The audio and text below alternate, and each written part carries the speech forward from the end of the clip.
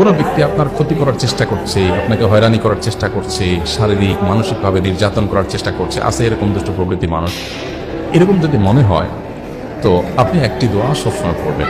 নবী করিম সাল্লাল্লাহু আলাইহি ওয়াসাল্লাম কোনো ব্যক্তি তার ক্ষতি করতে পারে এরকম আশঙ্কা বোধ করলে তার ক্ষতি থেকে বাঁচার জন্য এই দোয়া পড়তেন। দোয়াটা হলো আল্লাহুম্মা ইন্না নাজআলুকা ফি নুহুরিহিম ওয়া নাউযু বিকা মিন শুরুরিহিম।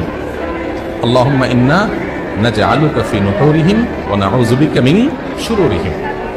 অর্থাৎ হে আল্লাহ, যারা আমার ক্ষতির চেষ্টা করছে, শত্রুতা করার চেষ্টা করছে, তাদেরকে উপযুক্ত শাস্তি দিয়ে দমন করার জন্য, তাদেরকে শেষ করার জন্য আমি আপনার কাছে দায়িত্ব অর্পণ করলাম। আপনি মেহেরবানি করে আমার হয়ে আপনি তাদেরকে উপযুক্ত শাস্তি দিন, তাদের থামিয়ে দিন, তাদেরকে দমন করুন, তাদের শেষ করুন।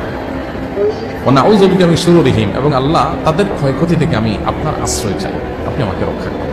নবী করিম সাল্লাল্লাহু আলাইহি ওয়াসাল্লামের এই দোয়াটা খুবই অর্থবহ একটা দোয়া। এই জন্য জীবনে কখনো কোনো শত্রু আমাদের নবী সাল্লাল্লাহু আলাইহি ওয়াসাল্লামের কোনো ক্ষতি করতে পারবে না।